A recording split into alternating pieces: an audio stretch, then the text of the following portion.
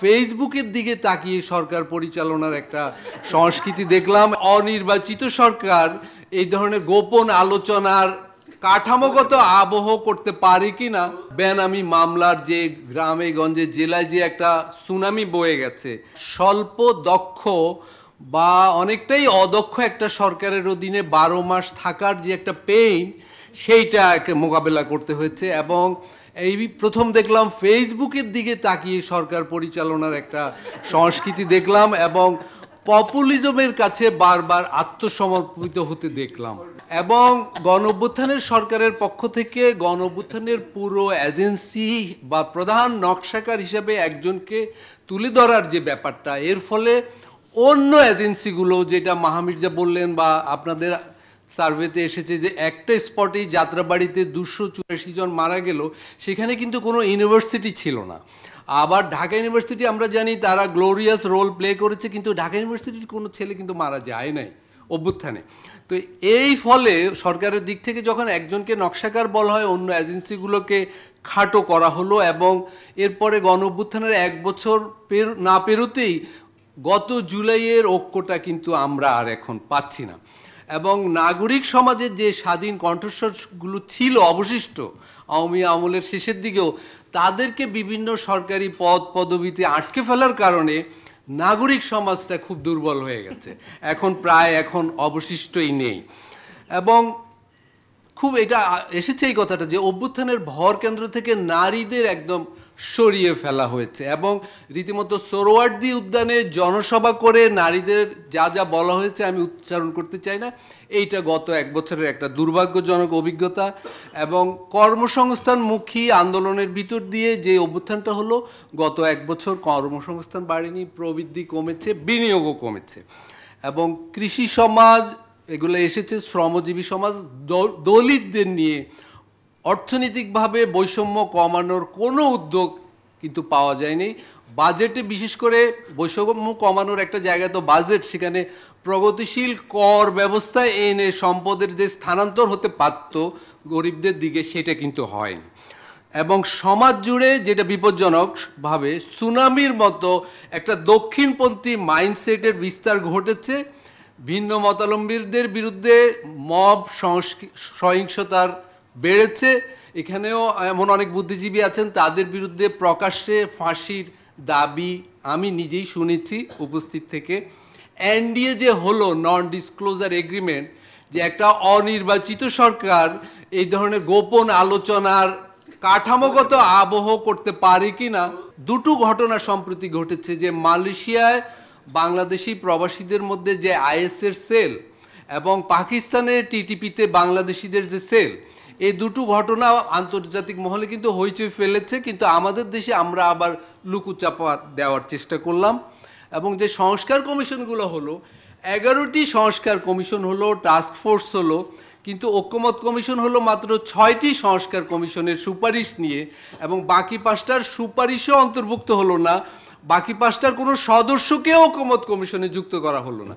সেগুলো আছে শ্রমজীবীদের বিষয়, নারীদের বিষয়, ইত্যাদি ইত্যাদি। তার মানে সেগুলো আমরা কেন করলাম আমি জানি না, সেগুলো কেন বাদ দিলাম সেটাও একটা বড় প্রশ্ন আছে আর কি।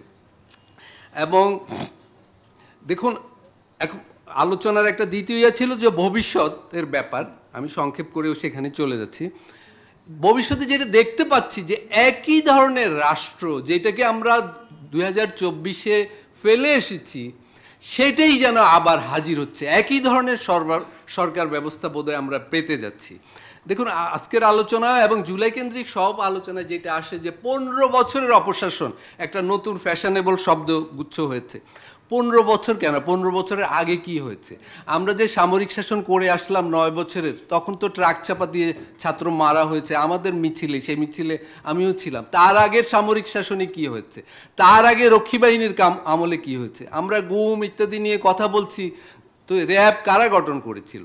তার মানে আসলে 15 বছর না, আমাদের 55 বছরই এরকম ছিল, কম বেশি একটু উপর নিচ ছিল। কিন্তু যেটা দেখতে পাচ্ছি সেটা হলো আগামীতে সেই রাষ্ট্র, সেই ব্যবস্থাই বোধহয় ফেরত আসছে, সেই সরকারকেই পাবো। এবং জুলাই সনদ নিয়ে কথা হচ্ছে, এইটা আমার মনে হয় এই মুহূর্তের সবচেয়ে উদ্বেগের ব্যাপার। জুলাই সনদ নিয়ে যে আলোচনা হচ্ছে, জাতীয় ঐকমত্য কমিশনে, তার ভিতরের খবর যদি আমরা বিবেচনা করি, জুলাই সনদে কিন্তু উল্লেখযোগ্য তেমন মৌলিক কোনো রূপান্তরের আলাপ থাকছে না। এবং যদি না থাকে, এবং না থাকার পরও যদি একটা সনদ হয়, তার সাংবিধানিক কি স্ট্যাটাস হবে সেটাও একটা উদ্বেগের ব্যাপার। এবং যথেষ্ট কিছু সন্তোষজনক কিছু না থাকলে অনেকে জুলাই সনদ মেনে নাও নিতে পারে, এবং সেরকম অনেকে নির্বাচনেও অংশ নিতে না পারে। এইগুলো আমি শঙ্কার কথা বলছি। সেরকম শঙ্কা থাকলে তার মানে আমাদের যে অভ্যুত্থান পরবর্তী একেবারে ন্যূনতম যে চাওয়া, যেখানে মানুষ ন্যূনতম যেটা আশা করছে যে একটা অংশগ্রহণমূলক সুষ্ঠু অবাধ নির্বাচন, সেটাও যদি না হয় তাহলে আমরা কি পেতে যাচ্ছি ভবিষ্যতে। ফলে আমি এখানে একটা কথা বলেছিলেন সাজ্জাদ শরীফ আরেকজনের ব্যাপারে, যে আমাদের আসলে ভবিষ্যতে কি জোর দেওয়া উচিত।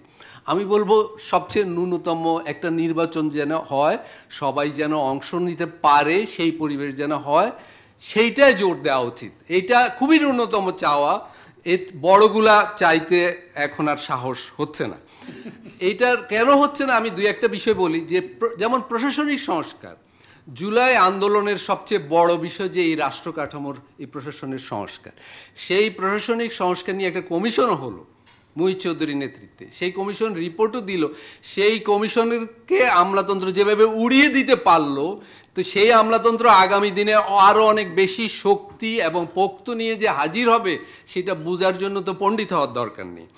এবং এই মুহূর্তে যে আলাপ গত 3 মাস ধরে চললো, উচ্চকক্ষ নিম্নকক্ষ নিয়ে আমাদের পত্রিকাগুলো প্রতিদিন উঠা বসা করাচ্ছে, সেই বলা হচ্ছে যে সংখ্যানুপাতিক হবে, উচ্চকক্ষ নিম্নকক্ষ হবে না। আসলে পার্লামেন্টকে অন্তর্ভুক্তি করার জন্য দুটো কক্ষই সংখ্যানুপাতিক হওয়ার প্রয়োজন ছিল, এবং শুধু ভোটের সংখ্যানুপাতিক না, জাতিগত সংখ্যালঘু, ধর্মীয় সংখ্যালঘুদের বিবেচনাতেও এই সংখ্যানুপাতিক হওয়ার ব্যাপার ছিল। দেখুন, এখন যদি যেই সংখ্যানুপাতিকের আলাপ আমরা করছি, সেরকম সেটা সহ যদি একটা পার্লামেন্ট হয়, সেখানে কিন্তু আবারও সেই বড় লোকদেরই পার্লামেন্ট হবে, ধনীদেরই পার্লামেন্ট হবে, গার্মেন্টস মালিকদেরই পার্লামেন্ট হবে। সেখানে কিন্তু দলিতরা থাকবে না। বাংলাদেশে 50 লাখ দলিত মানুষ আছে, আমি শুধু দলিতদের উদাহরণ দিই।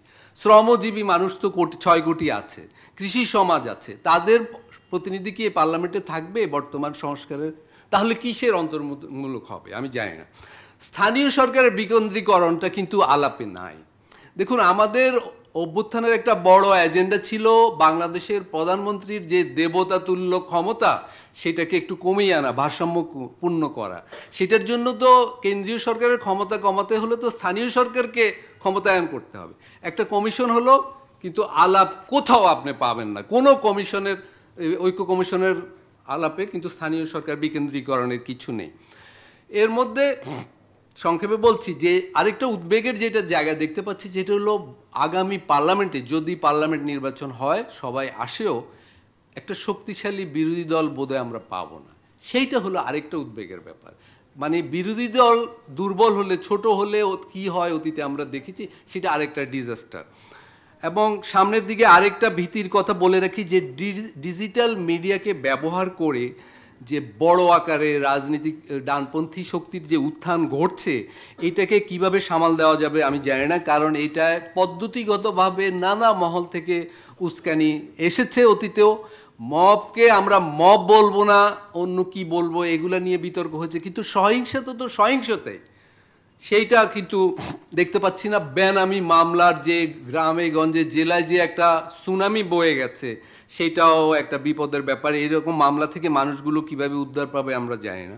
সর্বশেষ আমি বলতে চাই যে অর্থনীতির একটা ব্যাপার, যে বর্তমান বিশ্বে ট্রাম্পের আমলে যে সংরক্ষণবাদী যে জাতীয়তাবাদী অর্থনীতির যে উত্থান ঘটছে, সেখানে বাংলাদেশ একটা বিপদে পড়তে পারে সামনের দিনে। এটা যদিও দেবপ্রিয় ভট্টাচার্য, জিল্লুর ভাই এগুলো ভালো বলবেন।